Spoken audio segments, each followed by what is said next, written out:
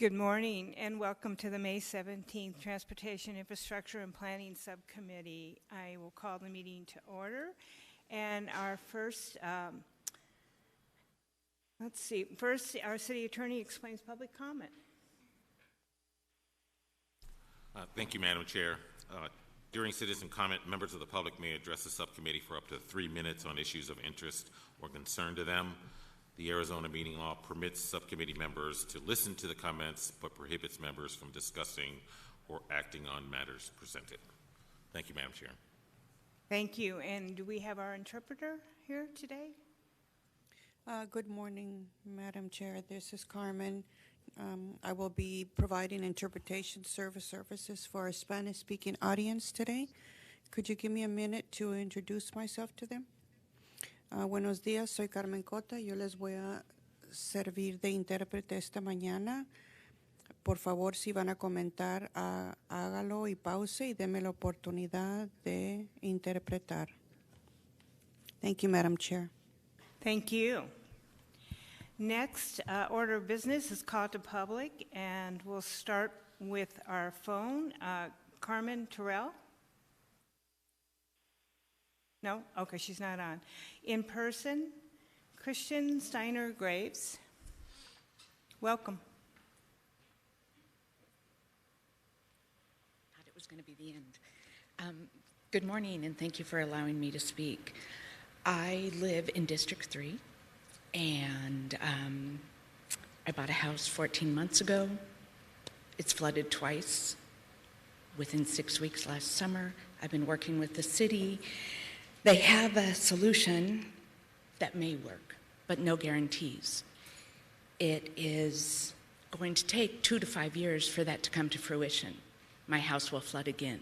It's an infrastructure problem, and the city is telling me it's not their problem. They'll do something about it, but they aren't required to do something about it.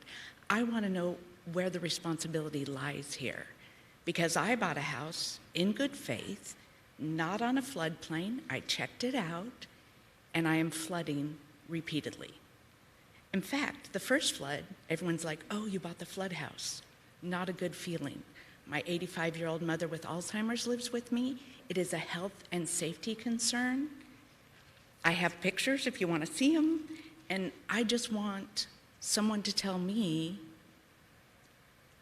what the city is going to do to help me until this possible solution. So we're not allowed to talk about call to public issues. However, luckily we have our city engineer today, and I let him know that you would be here. So maybe if you two connect, I had a couple ideas and I shared them with you. So thank you so much for coming down. Okay, thank you. I appreciate it. Thank you. Our next speaker is R.J. Price.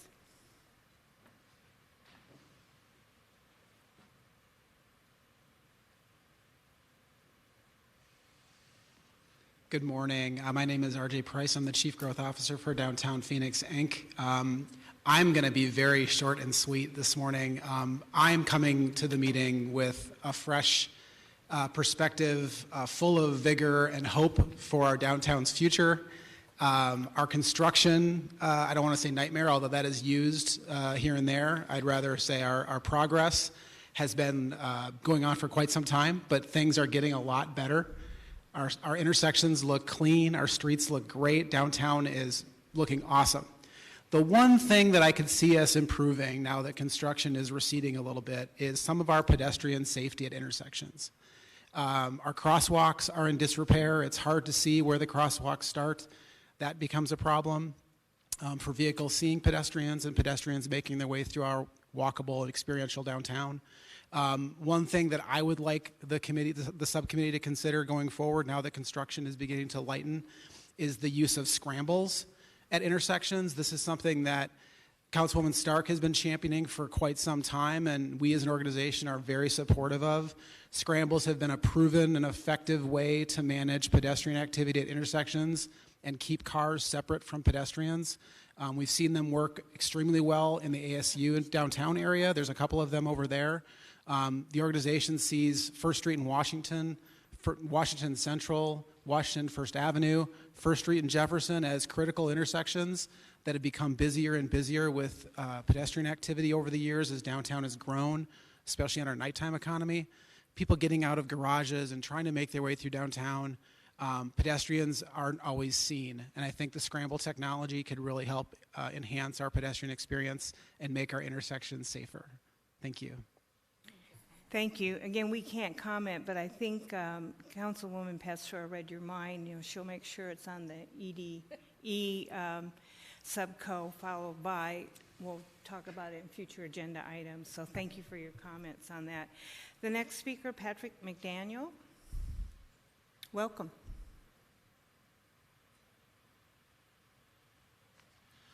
Good morning, Madam Chair, members of the committee. My name is Patrick McDaniel. I'm the Director of Advocacy for Phoenix Community Alliance. I'm here to speak today about the micromobility program and also the active transportation component of that program. In 2019, Phoenix Community Alliance helped establish the parameters of the pilot program for micromobility to include scooters. Through 2023, Phoenix Community Alliance and our multimodal committee have worked with the providers, Lime and Spin, to provide guidance and stewardship and leadership in terms of the micromobility program. One critical aspect of that program is the active transportation component. According to documents from the RFP, there should be roughly, each provider should provide roughly 300 either e-bikes or bicycles, pedal bikes, to the active transportation component of that. Right now, as we look across the city throughout the area of the deployment of micromobility, it's very evident that there's a lack of e-bikes, also classic pedal bikes. The request is simply to have more information. Where are we sitting at right now in terms of the number of bikes deployed? How many e-bikes have been deployed? I know that in September there will be an update to this committee, the subcommittee, pardon me, from the providers. What is the baseline? What are we working with now? What will we compare those numbers to in September? So on behalf of Phoenix Community Alliance and our multimodal committee, we're simply just asking for more information. What is out there? What has been provided? And what would be the steps moving forward to provide these assets to the public?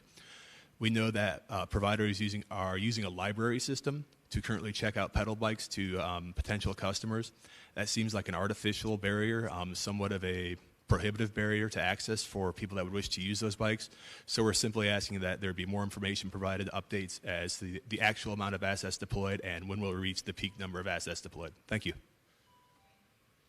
Thank you. And again, we cannot speak to your comments. However, I think that in another life, Councilwoman Pastor is going to have a crystal ball in front of her, and she's going to become a mind reader, because I believe she's going to be looking to put that on her agenda as well as a follow-up then on my agenda. We just need some more work on it before it gets there, but thank you for your comments. Madam Chair, Carmen Terrell is on the line. Thank you. So, Carmen?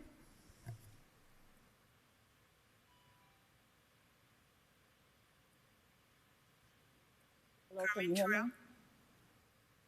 Hello? Hello. Can you hear me? Yes.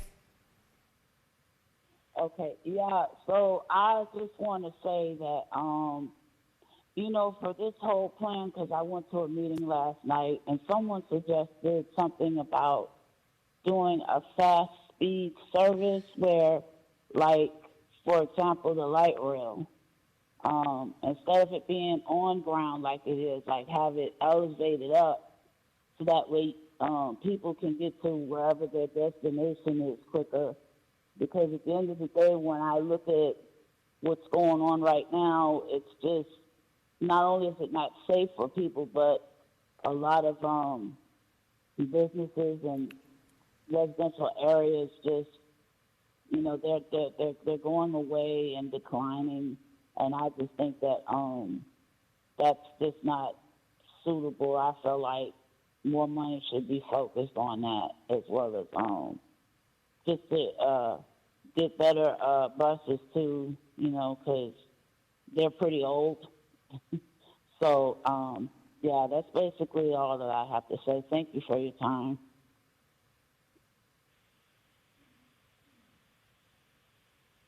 Thank you. That's all the call to public we have at this time, so we'll move to item 1, which is approval of the minutes. Do I have a motion? I move item number 1. Have a second? Second. Thank you. All those in favor say aye. Aye. Aye. Aye. The motion carries unanimously. Thank you.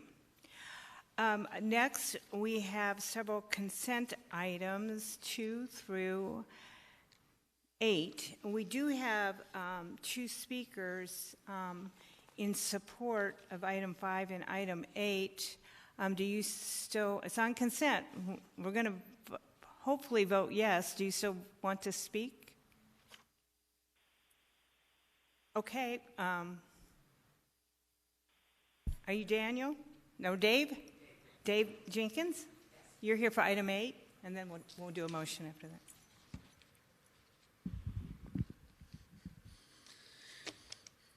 Hello, Mayor and the Phoenix City Council.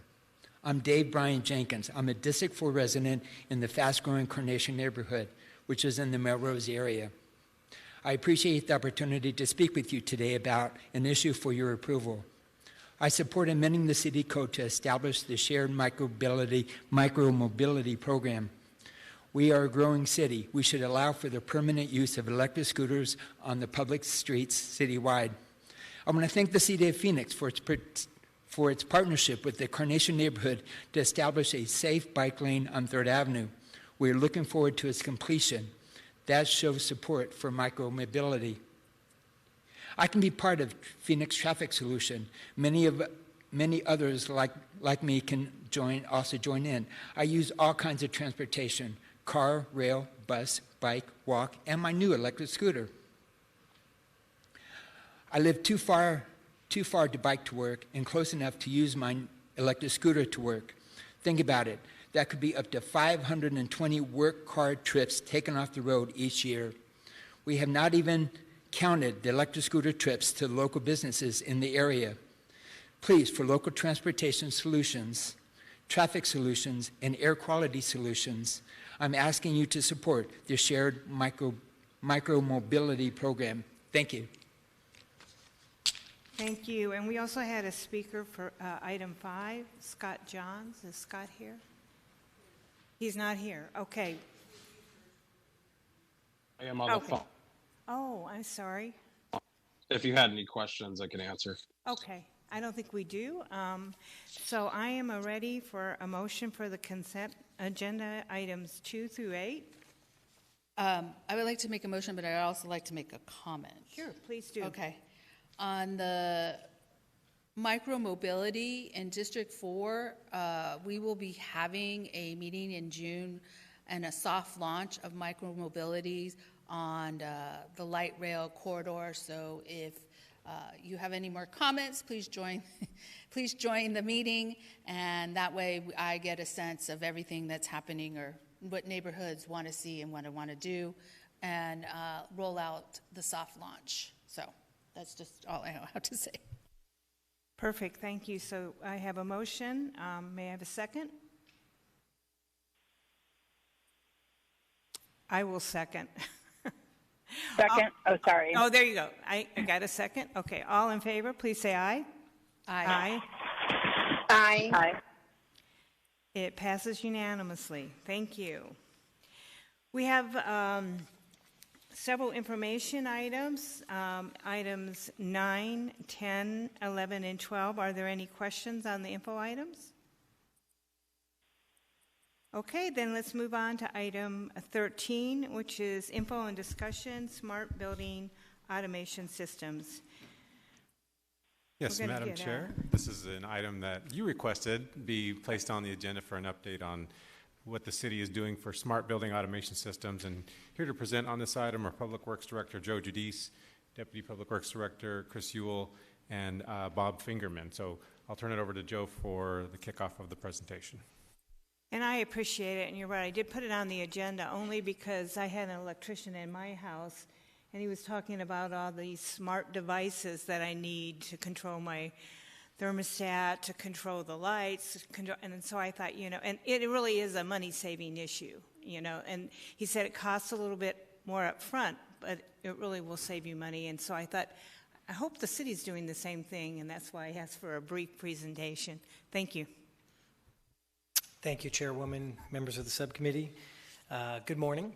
Excited to have interest on this topic and glad that you asked for us to bring something forward on this.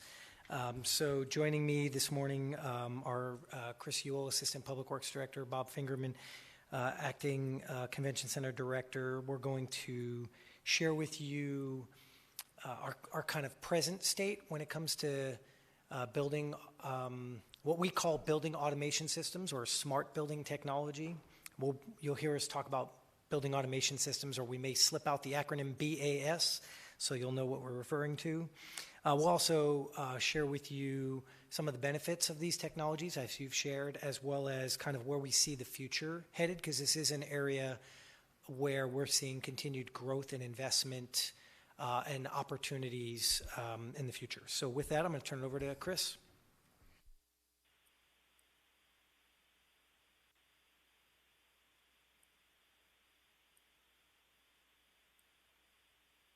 Madam Chair, members of the subcommittee, thank you for having us today.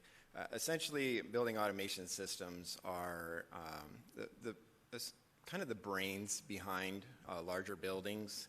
They are used to control and optimize systems such as lighting, heating, air conditioning. They can also be used for systems such as security and fire life safety. This simplified graphic here shows a building and different systems within that building. Those in green are systems that the Public Works Department traditionally uses BAS systems to operate and control.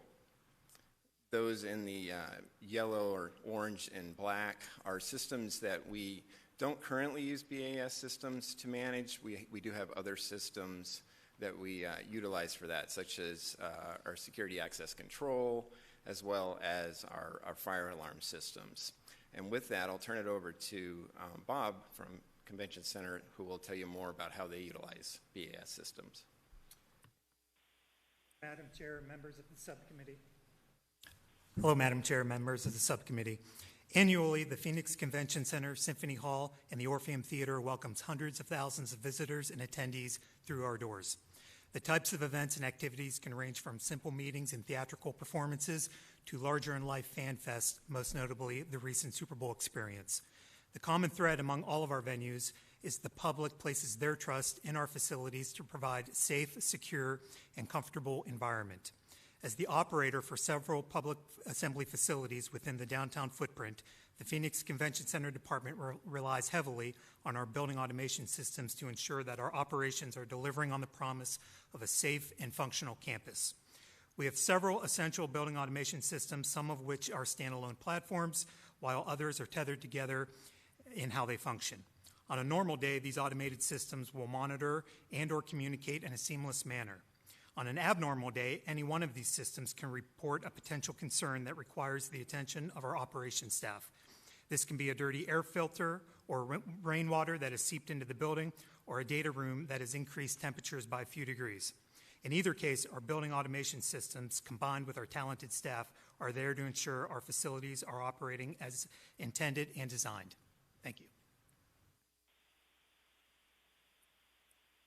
So with that, we'd like to share with you a little bit of the benefits of building automation systems.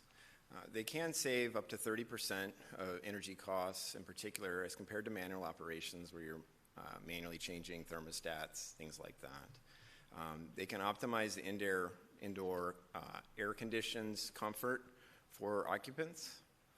They can also increase indoor air quality by circulating air, turning over that air, bringing in fresh air into the system. This is particularly important given the past pandemic that we just went through. And they can also be utilized to predict maintenance needs, either current or future, based on utilization of those systems, and give you real-time data as to when you're going to need to make maintenance activities. So those combined do contribute to our Phoenix Climate Action Plan goals, mostly in the realm of energy use reduction by city operations. So there are 70 BAS systems in the city of Phoenix. You can see them here on the chart. And those systems can either run one building, such as Phoenix City Hall, or a campus of buildings, such as like a community center campus that may have multiple buildings. The average life expectancy ranges quite a bit on building automation systems. On average, I would say between 10 to 15 years is pretty good life expectancy, and we've demonstrated what the average age in years of those systems are across the departments. So the future of building automation, it is a large market sector that's growing annually. By 2030, it's expected to be over $165 billion industry. Down the road, it will be a software as a service where you subscribe to a service, you get updates regularly, not much different than Microsoft 365 or other systems that you may do a subscription. Indoor air quality sensors, as I mentioned, are becoming more and more common, especially in our newer buildings. And then the predictive analytics are getting better and better each year. One of the interesting things is the simplicity of operation. You used to have to be in a room with large monitors, lots of computer hardware.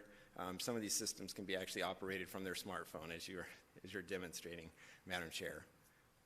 And this is a little bit futuristic. We don't have Stark Towers now these days, but AI is a common conversation, especially if you're watching the news these days. And it does appear likely that AI technologies will come into play in our building operations in the future. And with that, we'll take any questions. So I just as a follow-up, as we're looking at some of our older buildings, for example, the golf club in Canto, or the human service building on Hatcher Road. When you look at modernizing them, do you factor in that it might cost a little bit more up front? And because I always get concerned, when taxpayers are looking at the cost to retrofit buildings. And so do you factor that in and how do you explain it? Because I think it is the way to go, because long term it's going to save us money. But again, it's that extra money up front. Chairwoman, thank you for the question. Our department's philosophy, generally, as we work with all of our customer departments, when it comes to whether it's fleet or facilities, and in this case facilities, is very much we want value investments over time. And so that is not the cheapest investment up front. That is what is going to be the best value for our residents and our citizens and our city over the life expectancy of that. And so we'll continue to push for those types of investments as the city's starting to build new infrastructure again or reconditioning existing infrastructure. That's very much in our philosophy. Chris will be setting up a committee, reestablishing really a best practice that we had some years ago, where all kinds of construction projects are brought through a lens of the city engineer's office, the public works department, the fire department, some others, to look at it and make sure we're making those value investments on behalf of the city. And so very much that's top of mind for us. Great. I'm excited about that, especially in light of our GO bond. We're going to be seeing some new buildings built, and I want to make sure they're efficient, but I realize it may cost a little bit more up front. And I would love to take a tour, just on a separate note, of the convention center to see all the technology we have that's really helping keep it more efficient cost-wise. So is there any other questions? Yes, Councilwoman. I think we learned this in some of our medical pieces, that prevention and being proactive is what we need to do. So in doing that, we have to be proactive by investing up front, because in the long term, we will save in the long term. And so I would like to know how you do an analysis on what buildings you then determine are next to be retrofit with this technology. And then how does that move within the system? Because we do have some older buildings, and even really newer buildings because this technology didn't exist then. And so how are we going to move our buildings that way and get them up to the latest where we need to get them? And secondly, I know that we're going through this first bond, but I would start thinking for the future of when 5 years will be here in no minute, and how then items need to go into the next bond in order to keep up. And so those are my thoughts on this whole process as we move forward.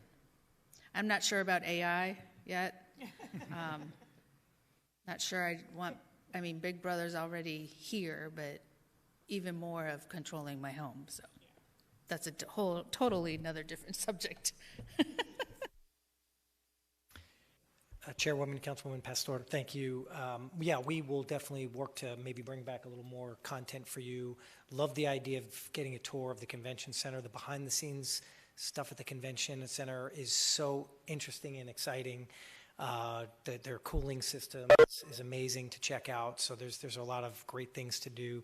And, for example, of course, we're bringing the 100 West building into our portfolio of buildings, and we're working very closely with them as they're doing those investments to make sure building automation systems are updated, talking about an older building that's being refurbished, to make sure we have some of the best technologies in there that make sense for us and how we can use them.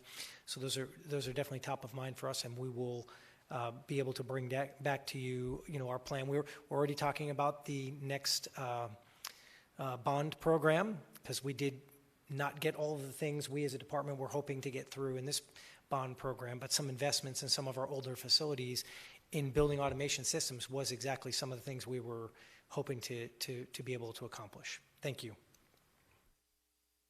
Great. Any other questions? Well, thank you so much for the update. I appreciate it. I'm a techie, even though I'm not the best at technology. I love it, and I was so curious as to what we were doing. Thank you. So our next item, 14, is the active transportation plan update. Keeney provided us some light reading over the weekend. But we're very excited about what's happening in the Transportation Department. Thank you. and members of the subcommittee. We are very happy to be here today to talk a little bit about our active transportation plan.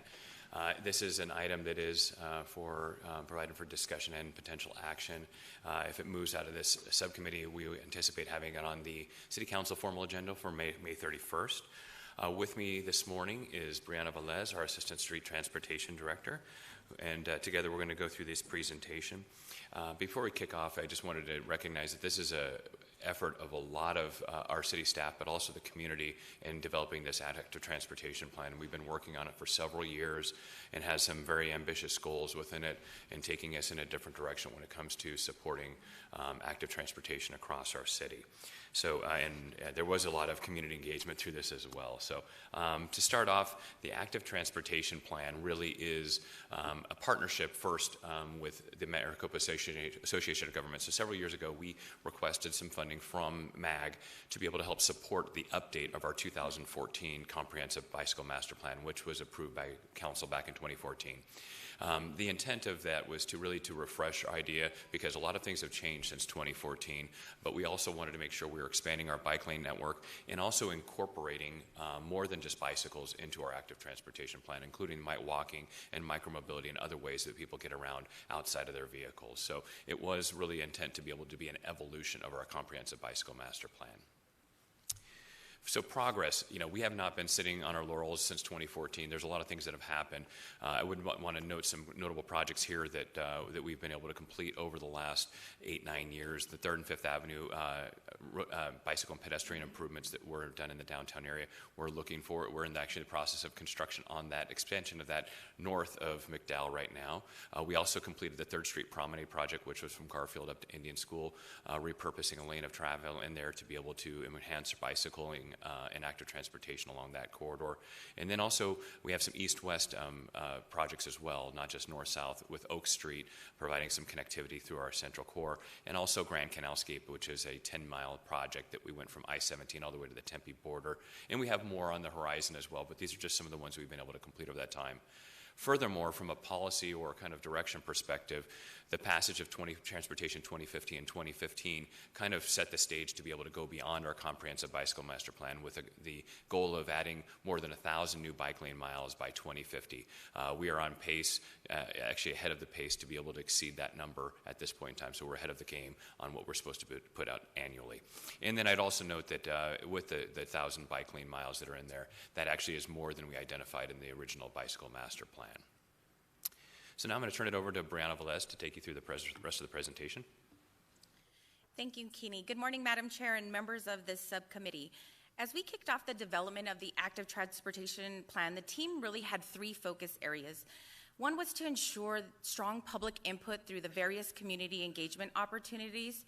We also wanted to create an interdepartmental advisory team to identify policy and implementation barriers and identify opportunities for further implementation of active transportation goals. And we definitely wanted to build upon existing plans and policies that supported this new active transportation plan. As part of the community outreach, we conducted an online survey along with poster polls at 2 large community events. We were able to secure over 750 responses out of this. What we heard was the need for safer and more comfortable options for active transportation. Some of the barriers identified were unsafe driving behavior, lack of shade, and lack of connected facilities. Majority of the responses indicated that the current conditions are unsafe and that they would support speed limit reductions to support active transportation. Safety and comfort were definitely the top priorities, including the need for more shade, neighborhood connections, and connections to transit, parks, community centers, as well as the canals. Many responses also indicated that they are unaware how to provide public input for active transportation in their neighborhoods. The team also conducted interviews with bicycle advocates and community leaders in historically marginalized areas. The bicycle advocates wanted to see better messaging and better follow-through, and they were also interested in safety issues and speeding concerns. The community leaders were also very interested in safety and everything that makes a street safe, including lack of sidewalks and crossings, speeding, violent crime, and drug use. They also wanted to see more accountability from the city and wanted to see infrastructure that really addresses the community's needs. Based on the community input, the Active Transportation Plan has 4 guiding principles: to create an active transportation network in Phoenix that is safe, connected, enjoyable, and equitable. The active transportation network should reduce or eliminate serious injuries and fatalities for those biking and walking in Phoenix. It should also connect people where they need or want to go, and the network should support people of all ages and abilities and encourage walking and biking to nearby destinations.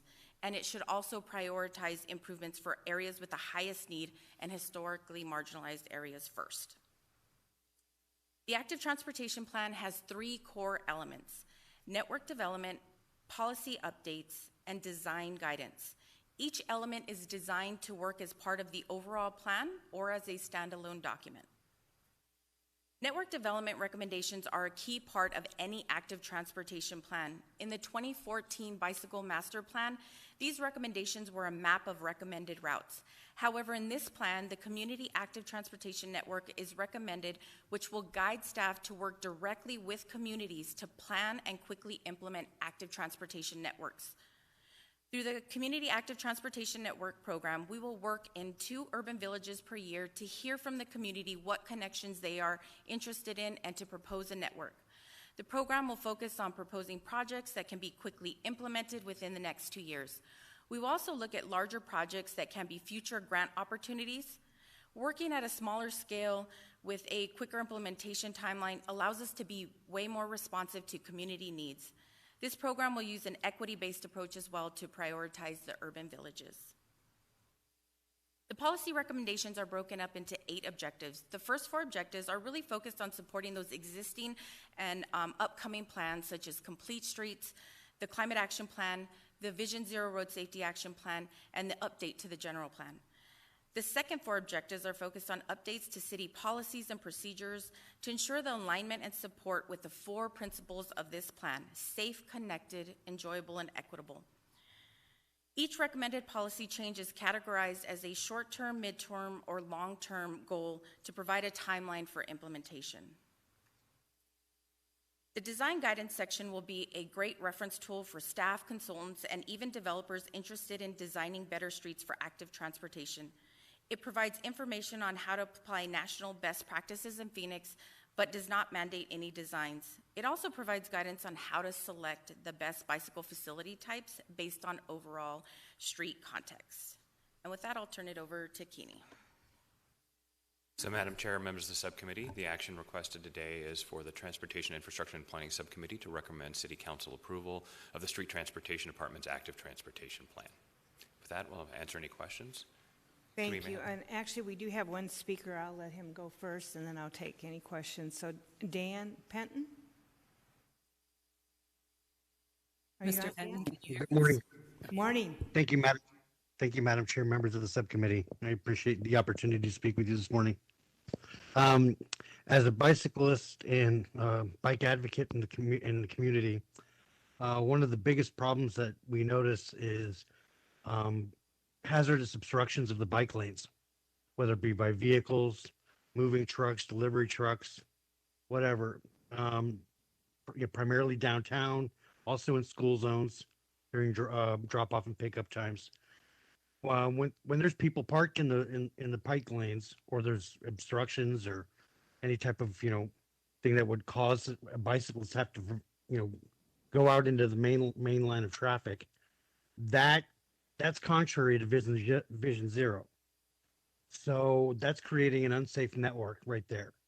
So there needs to be a way that to increased enforcement, whether it be by through police department, or creating a citizens reporting function where people can report these blockages and submit them to the streets department, or so that way there's at least community engagement and there's some type of enforcement going on, so that there's some type of accountability, because otherwise this is going to keep happening, because it's something that's it's day in and day out. And I know a lot of people report this and have complained recently. So getting something like that incorporated into this plan would be fantastic. I really appreciate all the work that went into the plan. It's a huge step forward for and above and beyond the comprehensive bicycle plan. So thank you very much for the opportunity to speak with this morning. I appreciate it. Thank you. Are there any questions, comments? I have. Yes, go. I have some. If we could go to slide 5.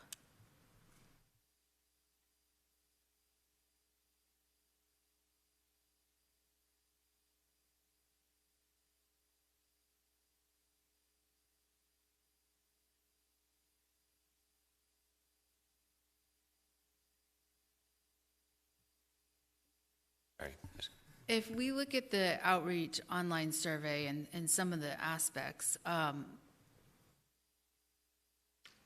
65 of the respondents feel, and I don't think it's just this piece or transportation. I think it's all across the city. Feel unable to find information and way to provide input on local bicycle and pedestrian projects. What are we going to do to solve that problem? Well, Madam Chair, Councilman Pastor, members of the subcommittee, within our notification process, we do a number of different ways of notifying through social media, through mailers or door hangers around areas within the project area. So we do that already. We're always looking for ways to do better and find out from participants in our process, how can we reach you better? And so we're always listening in those areas.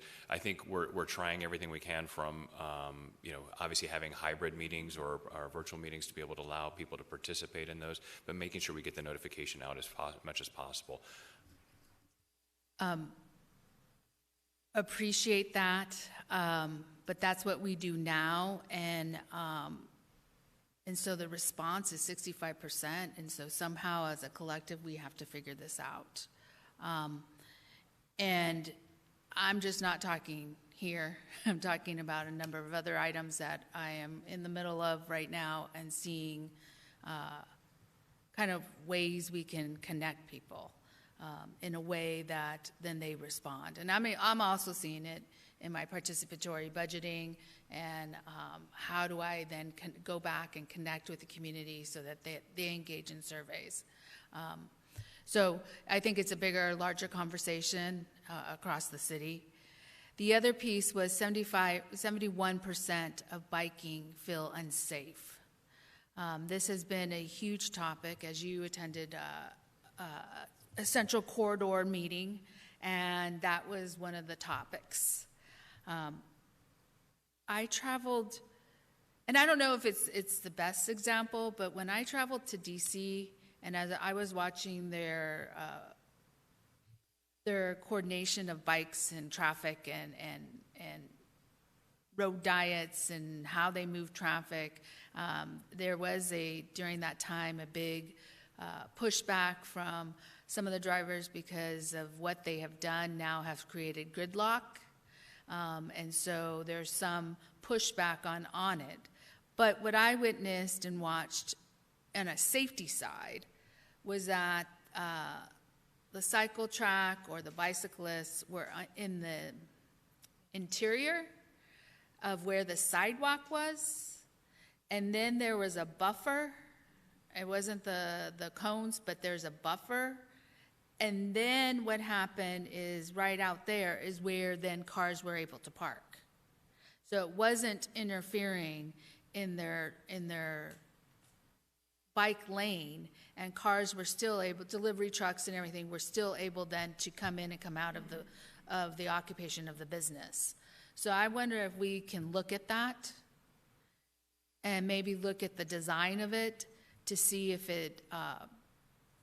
we can possibly test it and see if it works. And I have pictures of it and be able then to say, okay, how does this work? Does it work? Does it work in our area? It may work over there, but I think we have to come up with other creative designs or ways to keep bicyclists safe, but also be able to then, those doing business can continue to do business. So that was my comment on those. And then slide 10.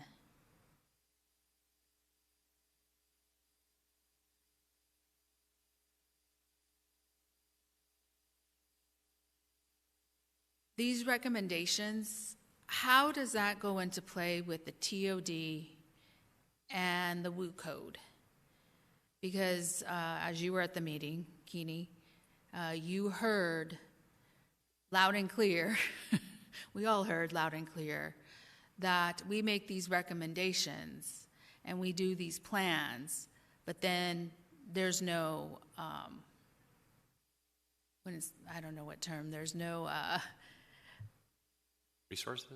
resources behind it, and then we have given a false sense of a narrative to the community, thinking when they can come and say, hey, we worked on these pieces, now you're telling us there's no resources and there's no enforcement, and we don't have the ability then to say anything. Well, they have the ability to say something, but it's bigger. The issue is bigger than what we're trying to do. So I know this is a big question for you. You happen to be here, but I don't know how to solve that problem. So, Madam Chair, Councilwoman Pastor, members of the subcommittee, I think when we encompass these 4 objectives here, I kind of look at them as taking a wide net approach to making sure that we're comprehensive in how we're looking at our active transportation plan. So when you bring in the WU code or you're bringing up TOD, those are I would say are included in here. And I think the more we have with this active transportation plan, when we talk about the objectives here with network development and policy changes and design guidance, those are all things that we can work hand in hand with the development community when they have projects that are in an area where we want to put an active transportation or improve the active transportation network. This gives us that tangible piece that we can give instruction to them. This is how you can help contribute to an active transportation network as part of your development. And so those are the things we're constantly doing. I know when Chris Kowalski comes up here in a second and we talk about the next item, he is actively doing that always with the development community and doing coordination. And these kind of tools with the active transportation plan help him and his staff to be able to work with developers to say, this is what we need you to do as part of this, your developments. Thank you.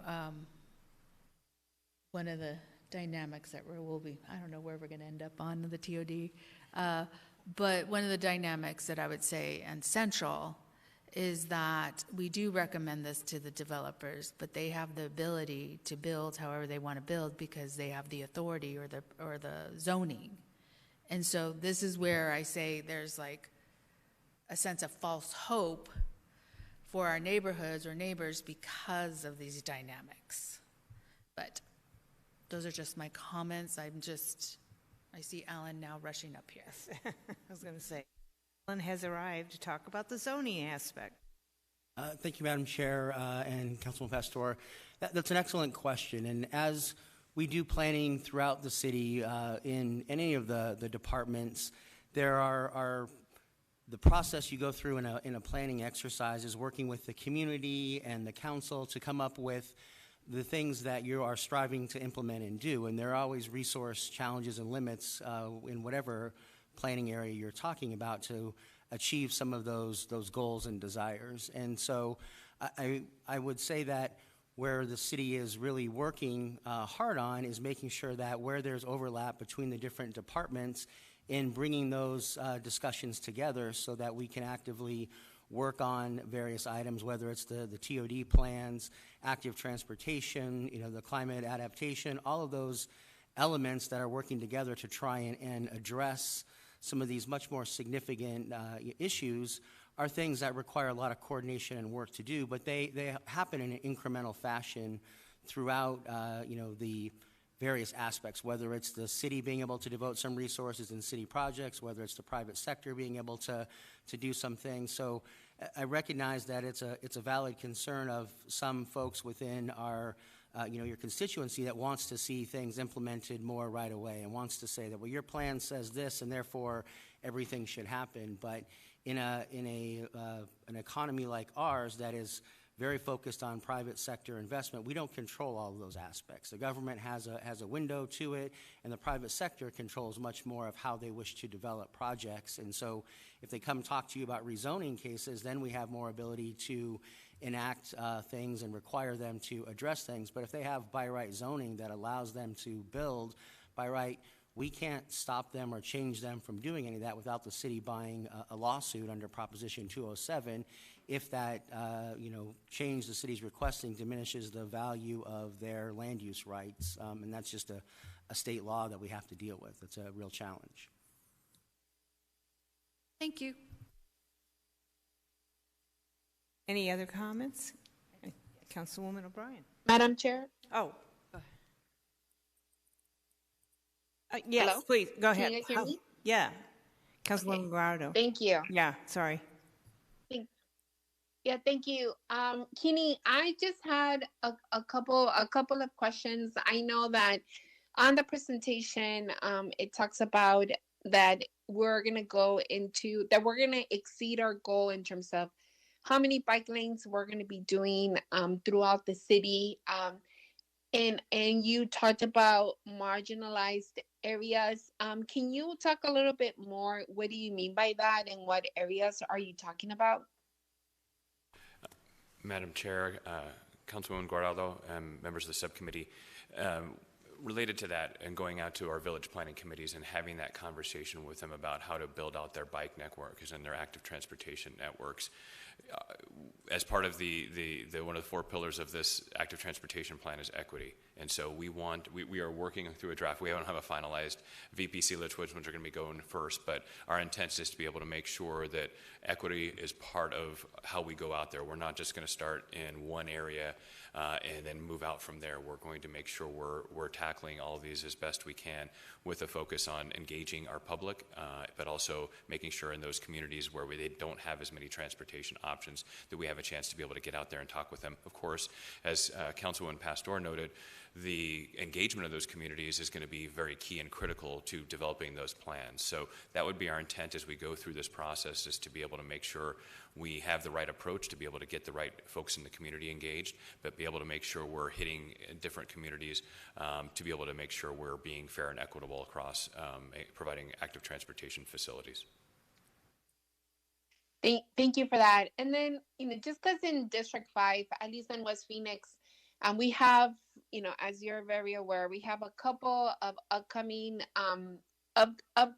new infrastructure that's coming. Like, we have all the work that's going to be coming at the Canalscape Phase 3 with the development of the bike lanes. We have a whole program between, as you know, from 47th Avenue to 55th Avenue and over at 95th Avenue.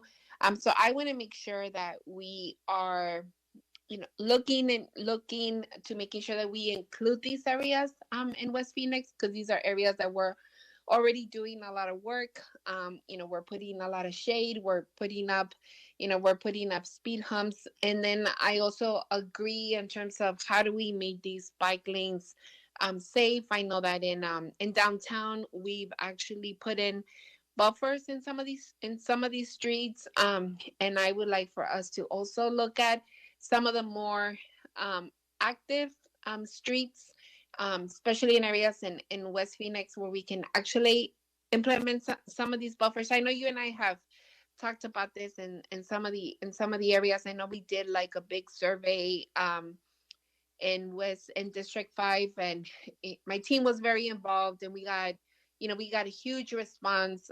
I can't remember the numbers. I think it was like over 60% of people that responded back to the survey, and definitely want to see more connection, more activities, being able to make our streets a lot more walkable, and for our kids to be able to bike safely in these areas. So I'm hopeful that we're able to include these areas from West Phoenix as we're implementing this plan and putting them into the queue.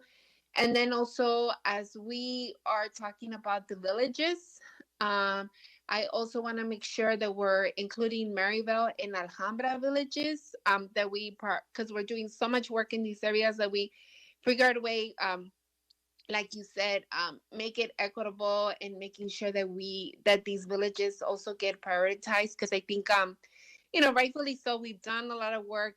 I think downtown looks great. I see the bike lanes, I see the connectivity on the canals, and I think it's time to bring some of this to the Maryville and the Alhambra villages, and that we figure out how do we work with these areas, and that we the same work that we've done in downtown, that we're able to bring it out to the west side. But I know we've talked about this. There's a lot of things that are going to be changing in the next year, so very excited to be able to support this item. Thank you. Councilwoman O'Brien. Thank you, Chairwoman. There is an implementation schedule in the light reading. Can you tell me the village numbers and how they correlate to the different villages? Madam Chair, Councilwoman O'Brien, members of the subcommittee, the numbers just are in order. We have not assigned numbers or priority to any of the villages yet. We're working on developing that list of which ones we'll go out to first, so we have not done that yet. Okay, so this is just a proposed schedule. It doesn't, 1 and 2 are not necessarily Alhambra and Deer Valley. That is correct. Okay.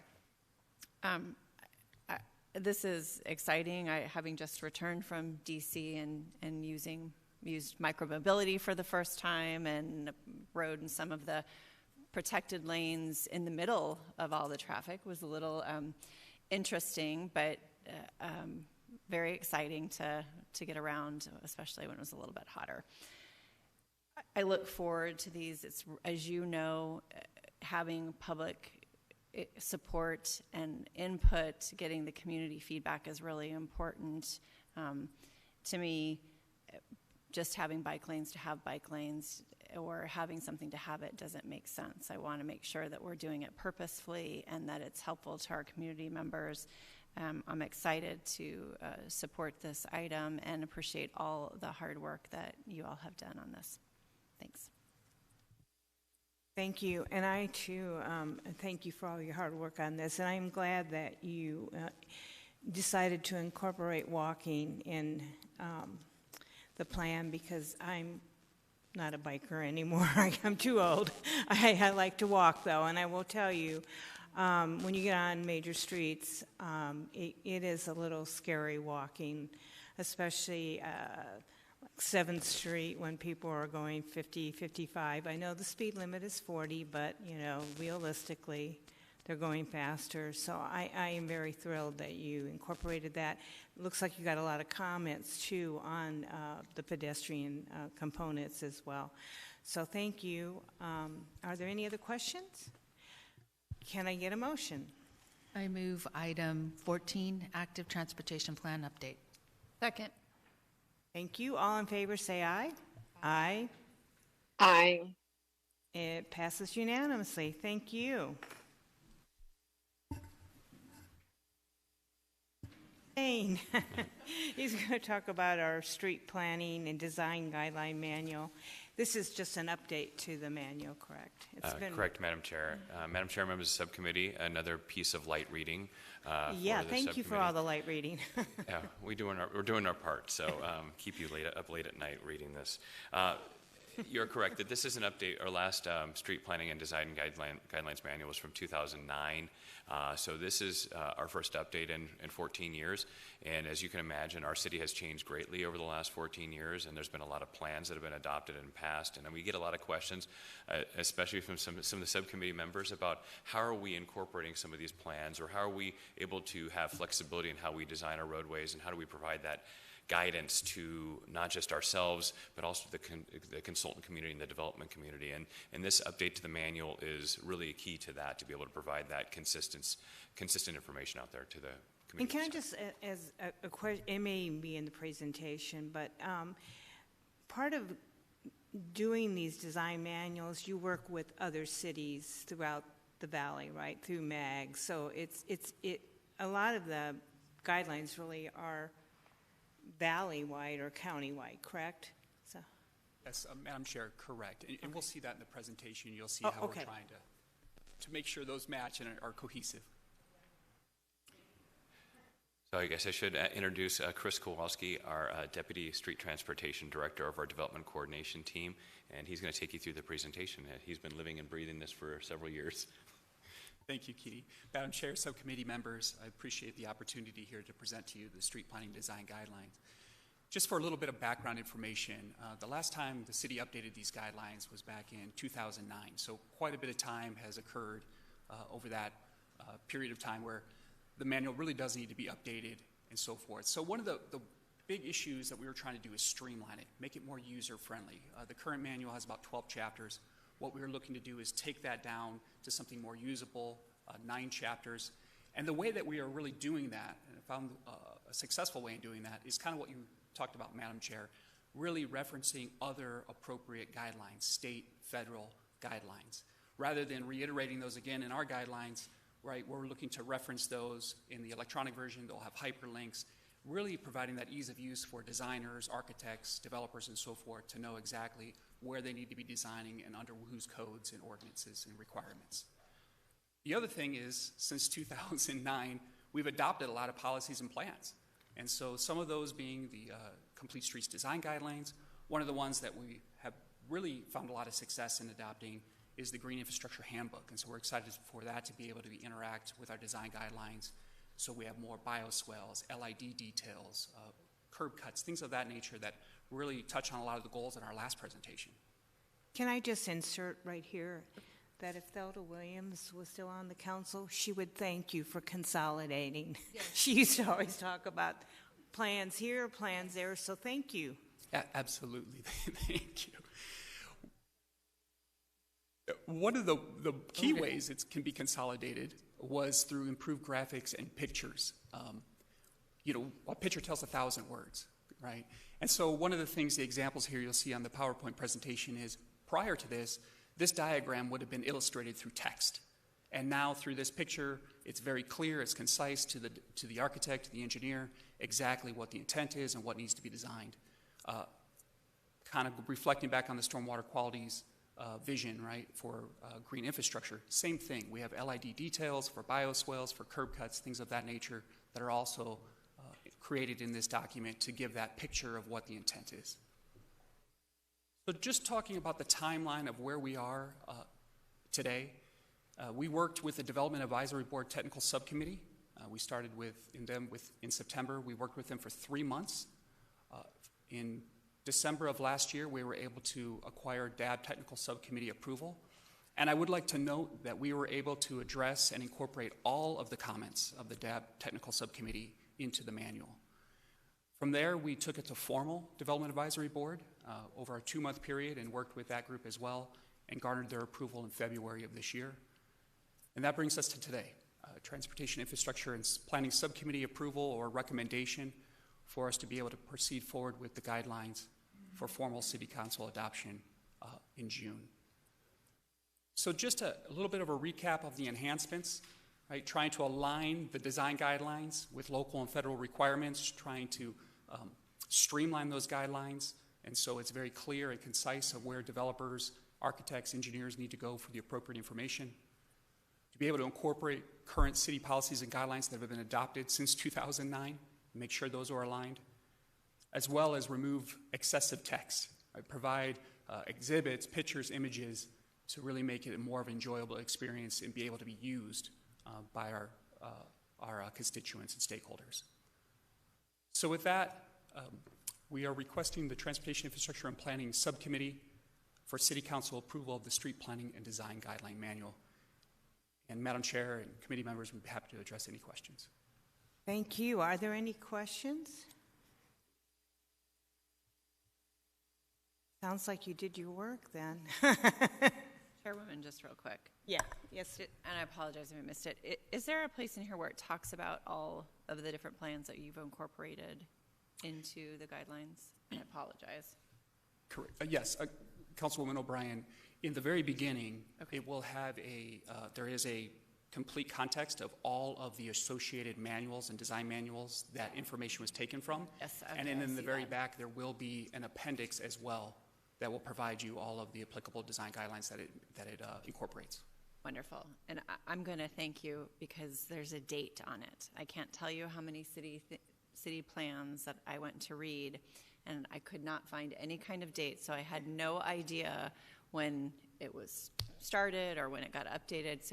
So on behalf of District 1, thank you for a date, thank you for consolidation, and for outlining all of those consolidations. Appreciate it. Probably the engineer in them. Well, Councilwoman O'Brien, I'm just going to let you know that there are usually no dates. I don't know if it's part of the culture, but we also pass plans that we put no money behind. So I would like to advocate for the future that any plans that we pass, there's some resources behind it so that then we can do what we want to do. So that's my recommendation. Good recommendation. I would like to make a motion. Please do. Okay, can I move item number 15, City of Phoenix Street Design Manual Update? I second the motion. Okay. All in favor, please say aye. Aye. Aye. Aye. It passes unanimously. Thank you. Thank you. And next, we're going to talk about the Phoenix Bus Rapid Transit Program, which I'm very excited to learn more about. Madam Chair, here to present on the Bus Rapid Transit Program is Jesus Sapien and Sarah Katecki. Good morning, Madam Chair, members of the subcommittee. Speaking of putting funding behind some plans, that's what we're here to talk about today. I will introduce the item and hand it off to our Bus Rapid Transit Administrator, Sarah Katecki, and Matthew Taunton from HDR, who we are working together with very closely on this project. So just a reminder, in 2015, we went to the Phoenix voters with Proposition 104, which outlined the Transportation 2050 plan for the coming years. And one of those, a component of that plan was to implement bus rapid transit. And the discussions that we had with City Council at that time were, we're starting with the blank slate. There are several ways to design and implement BRT, and we've seen that in several other cities. and we wanted to first do some analysis as to where bus rapid transit should go, and then secondarily start having a conversation with the community about how to design it. So Sarah's going to give an overview about kind of where we've been, where we are today, and what the next steps are.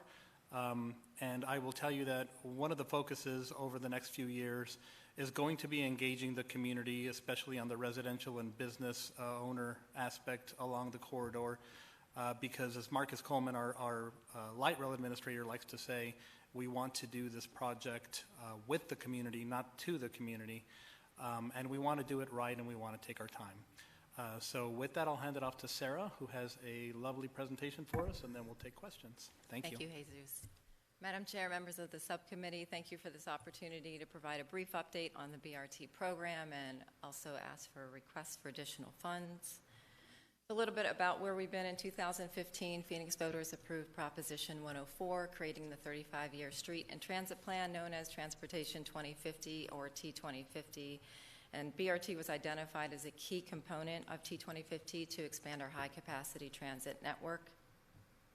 In 2019, the project team was tasked with reevaluating the BRT corridors that were identified in the T2050 plan. This was a data-driven process. We looked at transit propensity, transit performance, ridership forecasting, and in 2020, the team completed this robust transit analysis along with 1 year of community outreach, and the result, in October 2021, the initial BRT corridor of 35th Avenue and Van Buren Street was approved. So why this corridor? 35th Avenue is the highest ridership north-south route west of I-17, and Van Buren Street is the highest ridership east-west route south of I-10. It connects to 9 of the top 10 bus routes in the city. There's multiple connections to light rail. 35th Avenue and Van Buren corridor will provide more connections to light rail than any other bus route in the region, and it also connects to the 2 transit centers, Metro Center and Central Station. So where we are now, in April 2022, we received approval to continue with community and stakeholder engagement, start the alternatives analysis, and ultimately 15% design plans. And currently we are conducting an alternatives analysis and developing conceptual designs for the corridor. I mentioned the corridor a few times. So it starts at Metro Center Transit Center, heads west along Sherrill Drive to 35th Avenue, south along 35th Avenue to Van Buren Street, east along Van Buren to Central Station. It's approximately 13.5 miles in length. There are 16 proposed station locations, 44 signalized intersections, 7 adjacent projects along this corridor. There are 4 Phoenix City Council districts that will be serviced by this project, Districts 1, 4, 5, and 7, and the 2 transit centers that I mentioned, Metro Center and Central Station.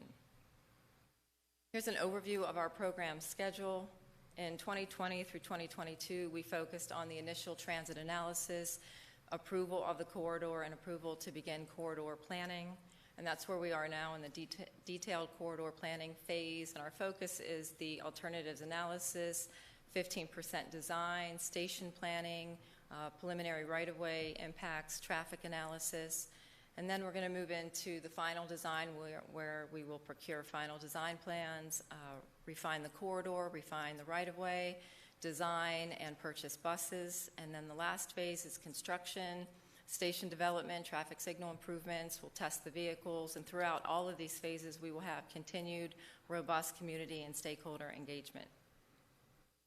The community input to a recommended BRT cross-section. Step 1 was developing priorities and design assumptions for the project, and through community input and key stakeholder input, 5 critical priorities were identified, and these are the foundation for how we will develop the corridor.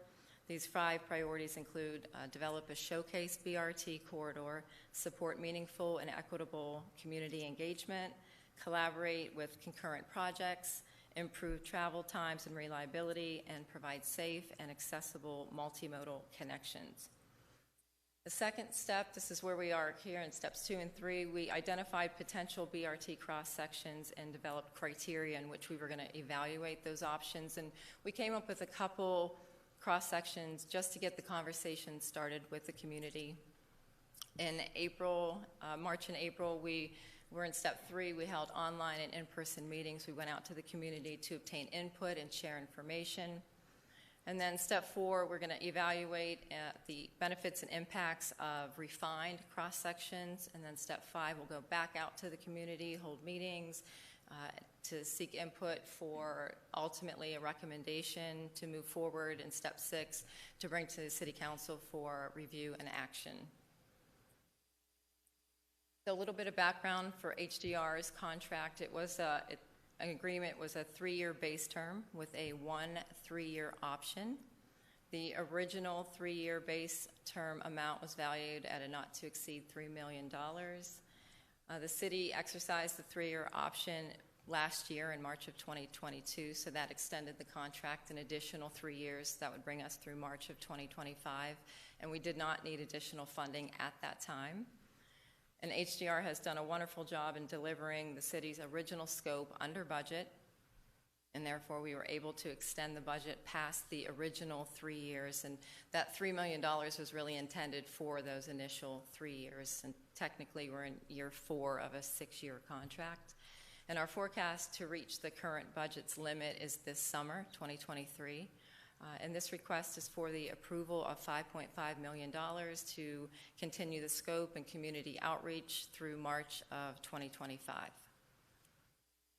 And with that, the Public Transit Department requests the Transportation Infrastructure and Planning Subcommittee recommend City Council approval to execute an amendment in the amount of $5.5 million to contract number 149143 with HDR Engineering to provide continued project management, community and business engagement, transit planning, and engineering oversight for the approved BRT corridor of 35th Avenue and Van Buren Street. And with that, I'd like to open it up for any questions. Thank you. So when the money runs out, then the new money would kick in? Correct. And there's a possibility that they could still come under budget even though we allocate that amount? Correct. Well, okay. So whatever's left of that $3 million, it will just fold Got into. Got it. Okay. Thank you. Term.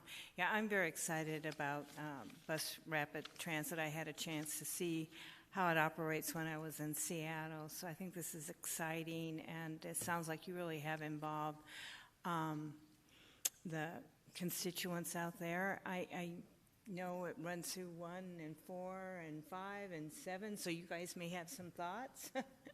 So I'll turn it over to you. Go ahead, Ann. Okay, Councilwoman O'Brien. So first of all, and I know this change was recent, but it's now the Thelda Williams Transit Center, so I'm so excited to have those changes coming on all of our maps. But yes, that it does involve a little bit of my district, but more importantly is that as we change what is going on at Metro Center, because Metro Center will start coming down this summer, and the building of somewhere between 2,000 to 3,000 housing units there is coming. And so this is such an incredible opportunity to move people from that area to other areas of our city in a much more rapid fashion, which is so important. And for folks who live, downtown or near downtown, this is something that's part of their everyday, it can be part of their everyday fabric of life, getting from one place to another without a car, using public transit. I live way up north. My husband wanted to join me one afternoon to go to an event, but we only wanted to have one car. He checked out what it would be to take public transit in the middle of the afternoon to get from I-17 in Happy Valley to the City Hall. It was going to take him 2.5 hours because there's nothing rapid that travels at that time. So this is really important to our workers. It's not fair. He was doing it for fun, but if you're doing this every day to get to work, it's not okay that your commute has to be 2 hours one way, depending on where you live. So I'm happy to support this. I hope that we are. We went to Houston to see what they have going on in there. That was great to see, but I want to make sure what we do is best for our Phoenix communities, and 35th Avenue is such a busy road, and we have so many businesses and residents there. So I look forward to you taking great care in incorporating what we learned in Houston, but also what our community members and our business members need from this. So thank you. Thank you, Madam Chair. Thank you for the support, Councilwoman O'Brien. Absolutely. Councilwoman Pastor. Yes, I'm supportive of the ask. My question is where I think it's, I don't know what slide it was.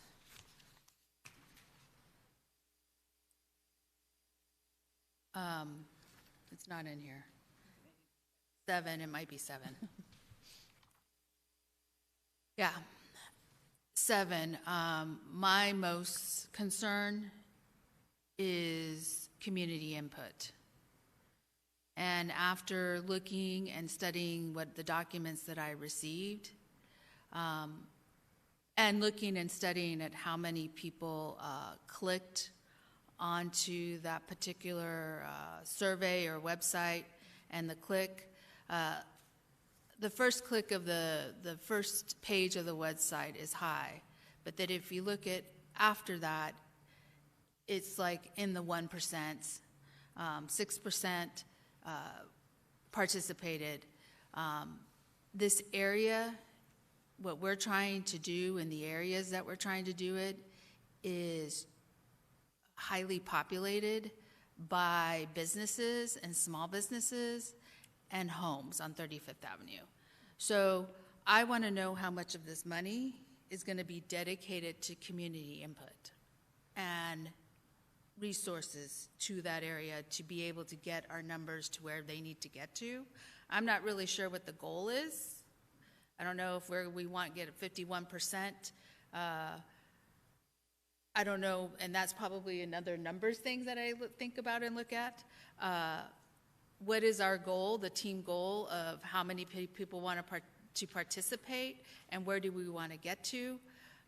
So I want to kind of work backwards in that space and see this is what we need to reach and this is what we're going to do in order to reach it.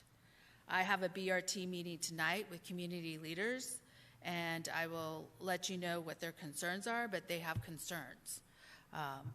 And this is happening,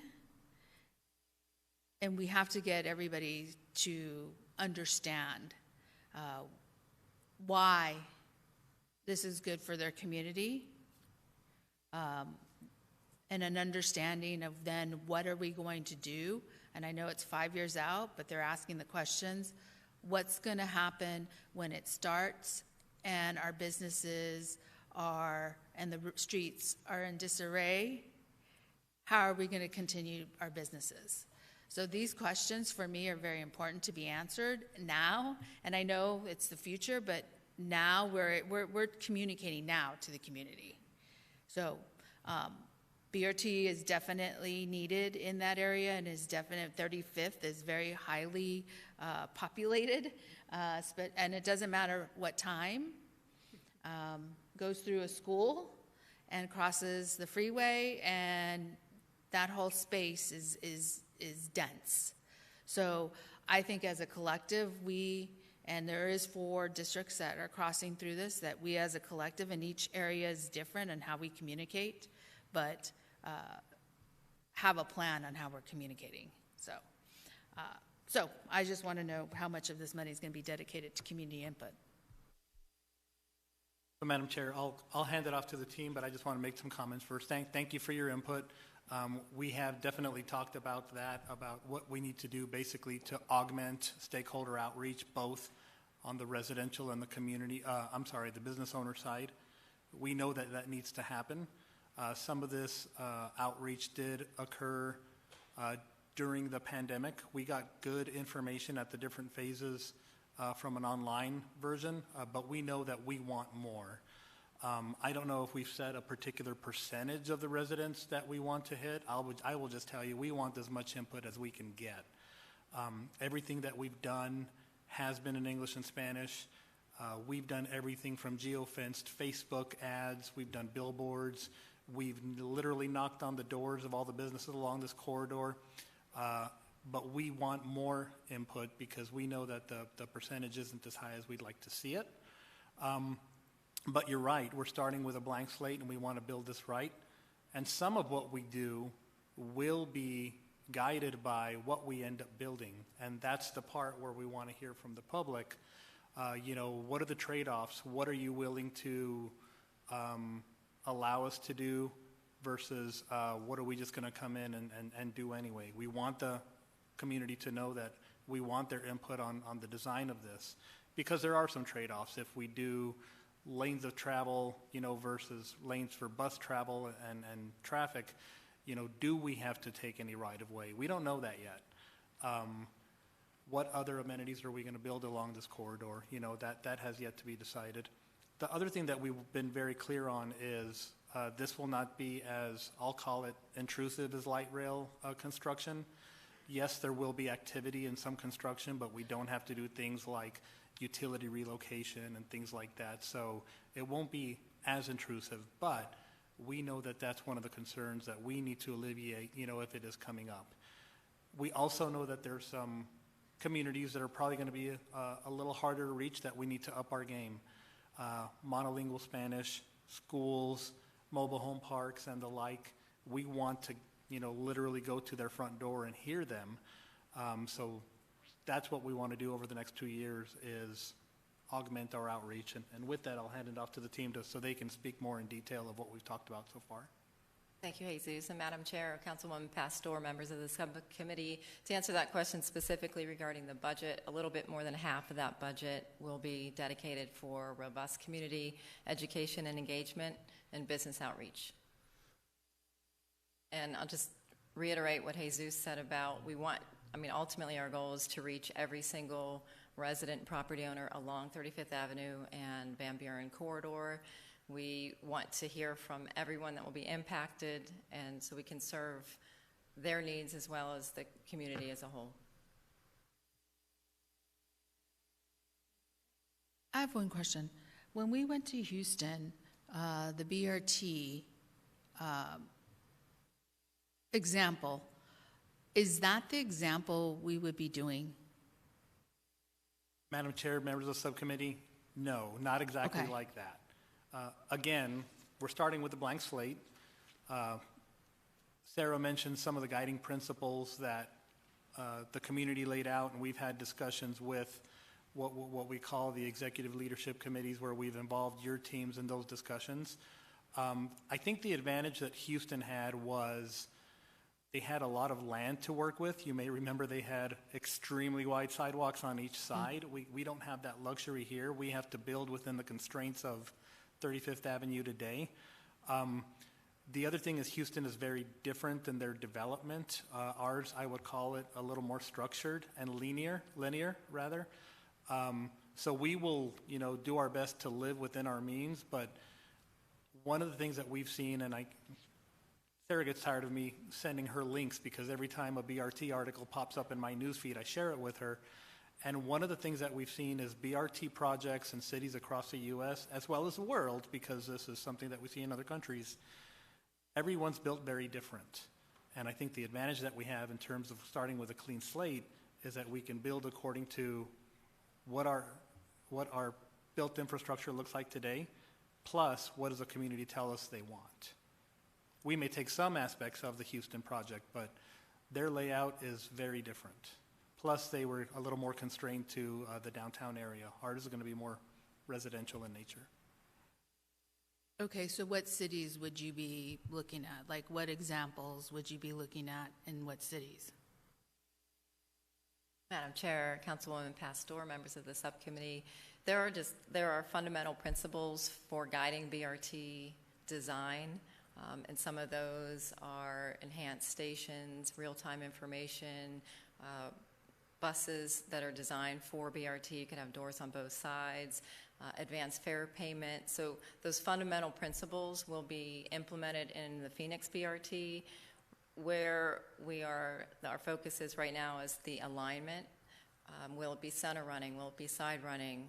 Those are the types of questions that we are diving into now to find out what it will look like for the city of Phoenix. So that's really where it would differentiate from other cities, if you will, and what they implemented. But there's the fundamental elements that would be very, very similar, if not the same, to other cities. I guess where I'm gonna keep pushing.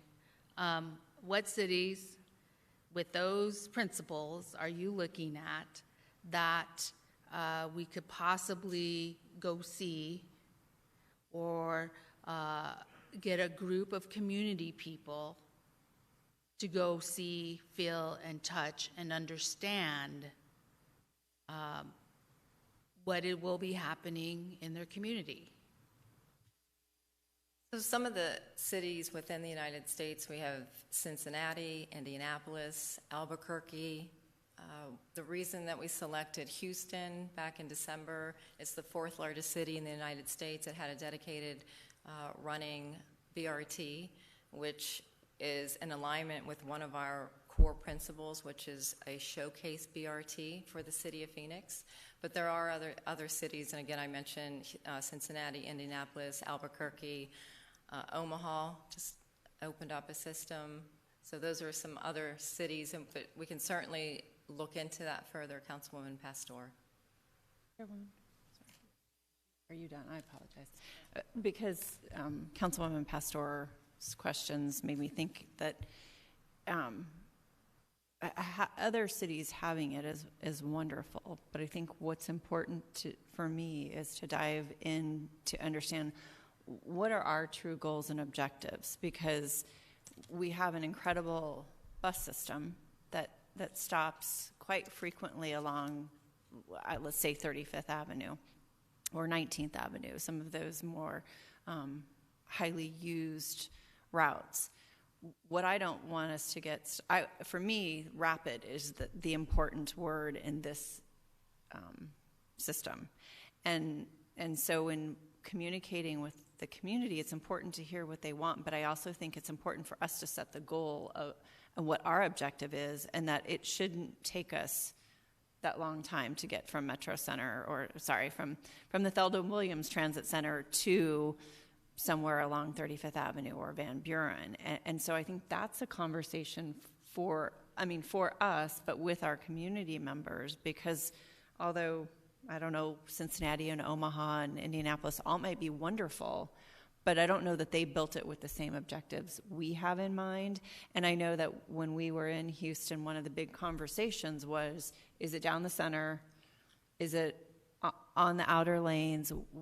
What helps us achieve getting it being rapid, convenient, and to me also the least impact, because the other thing we still are is a city with a lot of cars, and we can't ignore the fact that there are still going to be people who are driving their cars, and if we make their commute an extra half an hour or an hour because we put in bus rapid transit, we've only traded one problem for another. So I don't know if Chairwoman and committee members, if that's a further discussion with us, who makes that decision. But to me, it's about being rapid.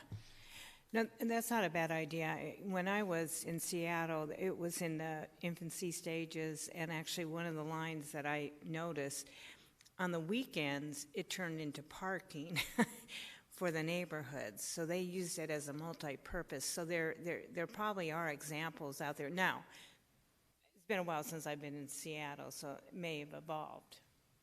But again, they started out kind of with dual purposes, because the rapid line was only during rush hour, Monday through Friday. And so there's probably examples out there. I think it's a great idea to look at other cities. I mean, obviously Houston's a car city like we are, so that's not a bad example. And Seattle probably is more multimodal, but I think that's a discussion we should have. And I think it's a great idea to let your constituents, your businesses, see what it will look like and feel. I know that Las Vegas also has a bus rapid, but it's more in the center, right? It's not on the sides, if I recall. again, I haven't traveled a lot in the last 3 years but it was a little different. It almost felt more like a true light rail. But so there are a lot of good examples out there, and I think it's probably worthy of a discussion as we pursue it, so that we make sure the businesses and the residents along the route are comfortable with it. But I do think it's a great solution. We can't have light rail everywhere, and some bus lines, as Councilwoman O'Brien pointed out, you don't want to be on the bus for 2 hours. You want to have the bus rapid. So I think those are great ideas to incorporate. Perhaps if we follow your motion, yes, Councilwoman, I'm sorry. Ridardo? No, it's okay. Yes. I mean, I guess I just had a lot of the same questions, Jesus. Like, I think it's a little challenging to go out and get input from the community when we don't know exactly what the goal is. And we keep calling it rapid, but then at the same time, I also hear you say that maybe 35th Avenue doesn't lend itself for rapid, maybe just because of how wide the streets are, and because the sidewalks are not that wide. Like, I mean, I know we've had engineers out there looking at this. Do we know exactly, or more or less an idea of what we're looking at building there? Madam Chair, Councilwoman Guardado, just to clarify, I didn't say that 35th Avenue wasn't conducive to this. It's just what's built in in Houston is very different. Their layout is very different from 35th Avenue, and so we would do something more in line with what the built infrastructure for 35th Avenue is. We've actually done quite a bit of study in terms of where people are most likely to ride it, and that's why we came up with the first corridor of 35th Avenue and Van Buren. But what we need to do now is analyze, what we're going to build, and actually, Sarah and I were just talking, we actually have a meeting with what we're calling the Executive Leadership Committee, which involves the council offices that this travels through, to have that very discussion, to lay out some basic fundamentals of here's our guiding principles under which we would like to design BRT, and does everyone agree? And here might be some of the trade-offs. If we do this, and then it results in that, or if we don't do this, it results in that. Things such as side running versus center running, things like that. So we literally have something planned later this year as part of this agreement with HDR to have that thorough discussion. I don't know if Sarah or Matt want to add anything to that. Madam Chair, if I can just jump in for a second. What this discussion we're having is really demonstrating one of the more challenging aspects of what we're doing right now in terms of getting the community input on bus rapid transit, which is something that Phoenix does not have, and the community just doesn't understand what it is. And so when we say, hey, come talk to us about bus rapid transit, it's not something that people have an idea in their minds of what that looks like. And what's even more complicated, but it is also a good thing, is the fact that there are many options of what bus rapid transit is. And so I think staff, as we answer the question about, well, what other cities are we trying to look like, we don't want to say, because we don't want to be locked into any particular model. We really want to get that community input now in front of the design before we actually configure what this is going to look like, because we want to know what those community concerns are, what the constraints are, what the big challenges are going to be for the businesses and the residents. And so once we have captured all of that, we can start to have a better picture of what it looks like, and we will continually be involving the community along the way. I think it's a great idea to take a look at other cities and how they've developed their bus rapid transit, and maybe bring some key community stakeholders along to those. But again, it's only going to be to show options of what it could be for the city, or some of the elements that we might bring in for us. We want to just make those elements part of our project that makes sense for us. Right. Not those things that wouldn't work. But I guess what I'm hearing, though, from... Oh, go ahead. I'm sorry.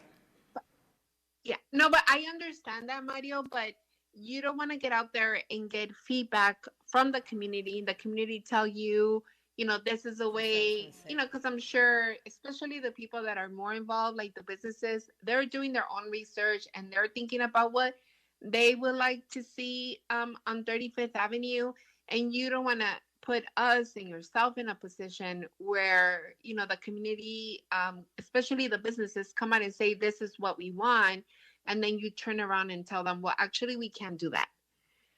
I really, and not that we're going to impose anything on anyone, but we should be before we go out to the community, we should be very clear on what cannot happen given, given the infrastructure, right? I know that anything is possible, but at the same time, we got to take everything into consideration before we go out into the community and not give people false hope. Oh, tell us what you want. And then they tell us what they want. And then at the end, we cannot deliver because maybe the size of the streets doesn't lend themselves to it.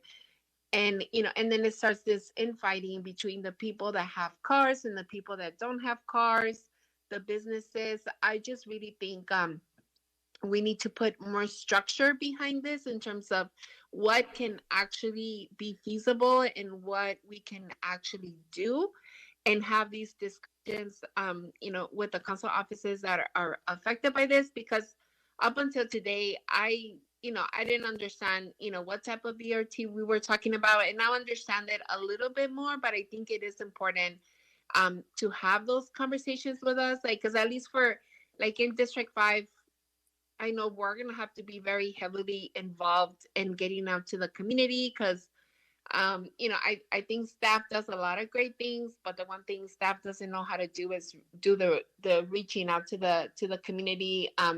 We did a meeting about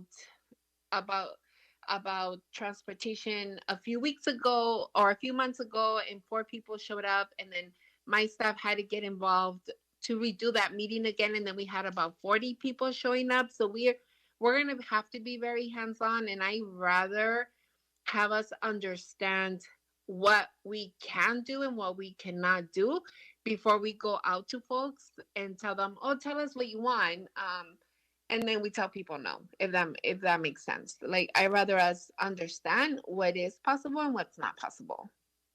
Yes, Councilwoman Guardado, we agree 100%.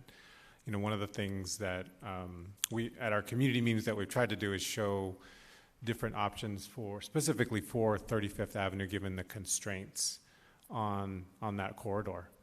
We know that the space is different, like we talked about. It's different than what Houston is, and so we've actually done some concepts and showed them on charts to show what it could look like for 35th Avenue, but at the same time, we don't want to dictate exactly how that might be set up, but because we want to hear what the input would be. So, but we agree with you 100% on giving that structure, making sure we're educating specifically on what 35th Avenue constraints are.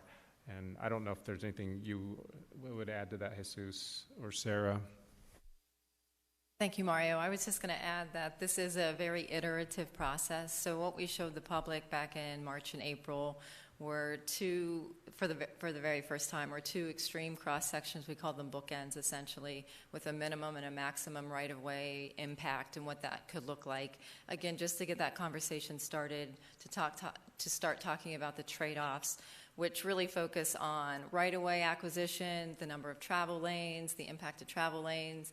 And what I would like to add is, right now, the BRT team, we are working on some refinements, and our plan is, after break, we will bring that to an executive council working session, if you will, just to show that information to you guys so you understand what we're looking at. We want to have that conversation, as Jesus just recommended, and then we will go out to the public after that point in time. So the next step for us is the refinement, and then bringing that forward to the executive council workshop.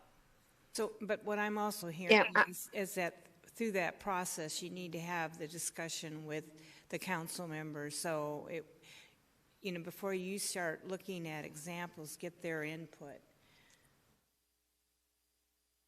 Yes. Yeah, Madam Chair, the only other thing I would also add is that I would also like to see what's the plan to reach out to the community. I know that we're saying that we're putting a lot of this money to reaching out to the community. So I would also like to see a written plan around that on how we're gonna actually do that. Thank you. Will do. Councilwoman Pastor? I've had experience now through not necessarily BRT, but through some of this process, in particular light rail. And if we haven't learned our lessons in what we need to enhance and do from the past, then we're repeating the same thing that we're doing right now in the present. And so I would like to thank Chairwoman Stark for her comments and saying, that's great that you're going to do that in the end of, before we get back. But what I am hearing from the councilwomen is that you need to come talk to us and come and get us as a collective to say, what are you hearing? Does this work for your community? And what will be the questions that you have, because you would have the same type of questions if as a community member, so that then we can figure out, does this work or doesn't this work? Going through the experience of South Central, and I was one of the one that said, okay, let's stop it. Let's go back to the community and let's go hear it. I don't want to be in that situation. And so the situation I'm in now is at the very beginning, where we can be proactive and we could come up with ways to be proactive and work with our community. And I think that's the key message that we're sending. I don't want to operate the same old, we're just going to put this into the community and, here are the 4 options, take it. Because the final question I have is, what if the community decides they don't want it? Then what?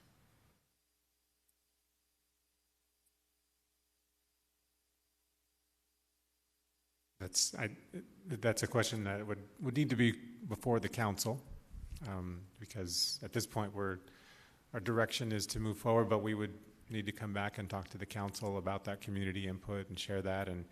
But like you're saying, you will be involved along the way.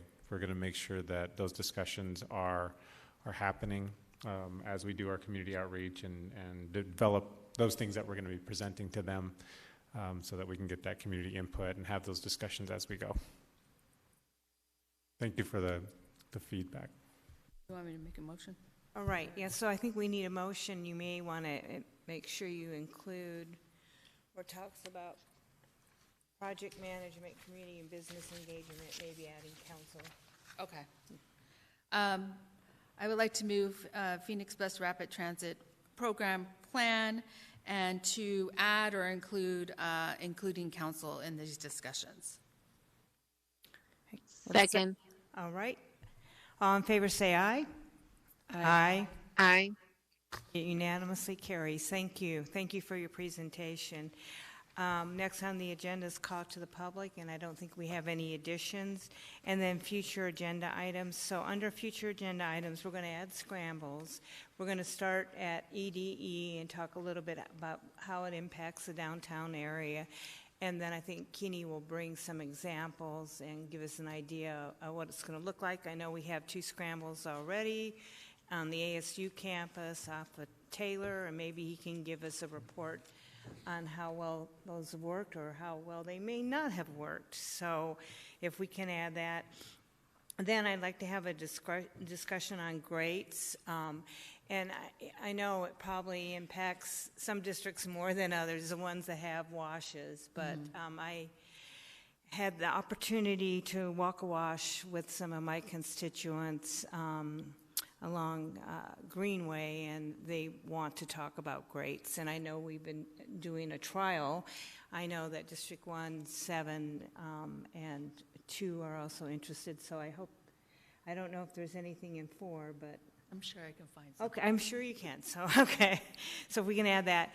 And then lastly, I know the mayor is going to probably be changing the committees, but in the fall, I think we need to have a discussion. There's some bills that have been passed by the legislature, and one of them dealt with looking at administrative approvals for subdivision regs. There were some issues on design review they've already been passed and signed by the governor.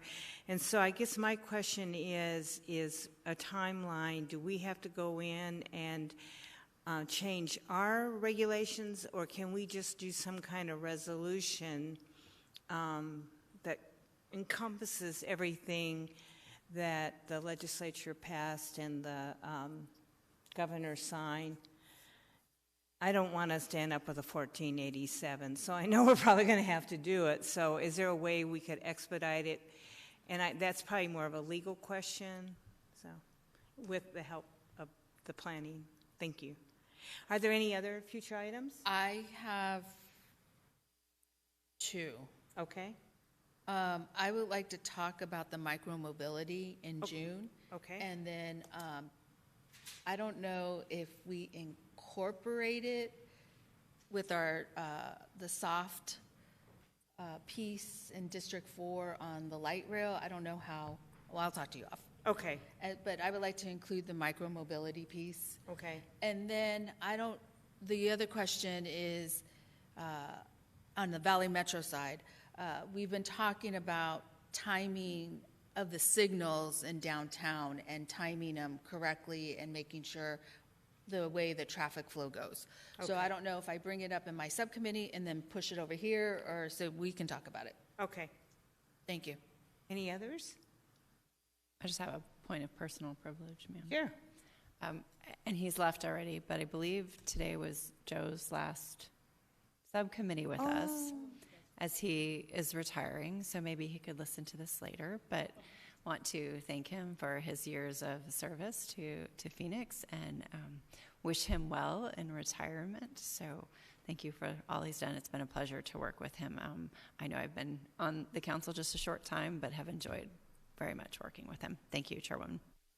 I am glad you brought that up. We are going to miss Joe. He wears a badge of honor in my book with all the bulk trash issues. He survived it. I hope that isn't why he retired, though.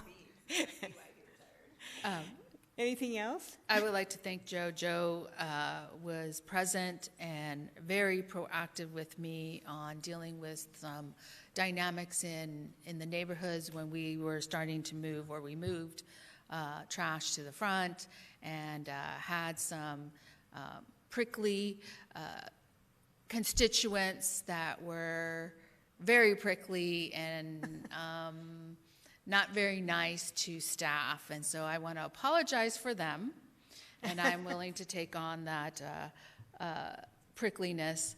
But I want to thank him and his staff for really engaging and being proactive and working out, coming up with a really great solution for the community. So I want to thank Joe.